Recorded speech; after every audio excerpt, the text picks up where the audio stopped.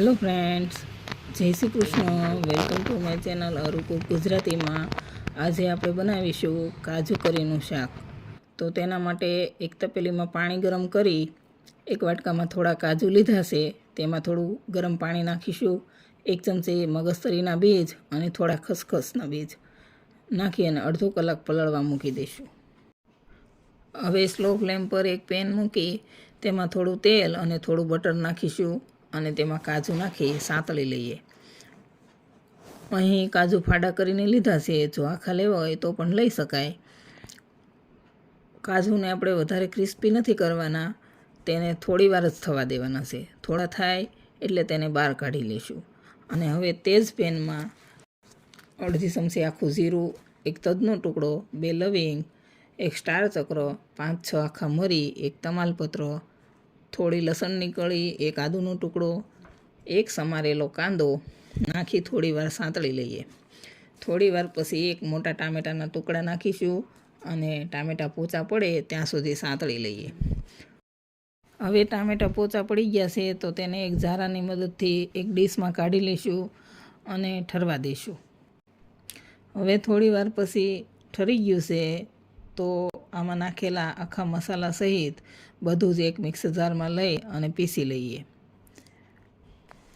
હજી પેનમાં તેલ છે તેમાં થોડું બટર નાખીશું. સહેજ હિંગ નાખી પીસેલી ગ્રેવી નાખી હલાવતા રહી તેલ છૂટું પડે ત્યાં સુધી થવા દઈશું. આપણે એમાં જે આખા મસાલા નાખેલા છે તેનાથી જ શાકનો ટેસ્ટ ખૂબ સરસ આવશે અને સુગંધ પણ ખૂબ સારી આવે છે.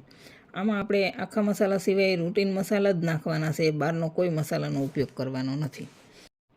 હવે કાજુ, મગજતરીના બીજ અને ખસખસ પાણી સહિત એક મિક્સ જારમાં લઈ અને પીસી લઈએ અને શાકમાં નાખી અને મિક્સ કરી લઈએ. હવે 2 ચમચી કાશ્મીરી લાલ મરચું પાવડર, આનાથી શાકનો કલર સરસ આવશે અને વધારે પડતું તીખું નહીં થાય. 1 ચમચી ધાણા જીરું પાવડર, સહેજ ગરમ મસાલો અને ચપટી હળદર નાખી મિક્સ કરીશું. હવે આપણે ગ્રેવીવાળા કપમાં થોડું પાણી નાખી અને તે પાણી નાખીશું. આપણને જેવો રસો જોઈતો હોય તે પ્રમાણે આપણે પાણી નાખવાનું અને હવે આપણે તળેલા કાજુ નાખી મિક્સ કરીશું.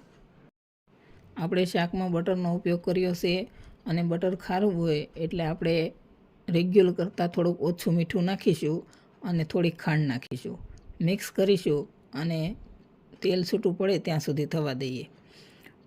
તમે જોઈ શકો છો તેલ છૂટું પડી ગયું છે અને શાક રેડી છે. તો તેમાં થોડીક કસૂરી મેથી હાથથી ચોળીને નાખી દઈશું અને થોડાક લીલા ધાણા નાખી મિક્સ કરીશું અને સર્વ કરી લઈશું. તો ફ્રેન્ડ્સ, રેડી છે કાજુ કરીનું શાક. જો તમને મારા વિડીયો જોવા ગમતા હોય તો મારા વિડીયોને લાઇક કરો, શેર કરો અને મારી ચેનલ સબસ્ક્રાઈબ ન કરી હોય તો સબસ્ક્રાઈબ કરી દેજો.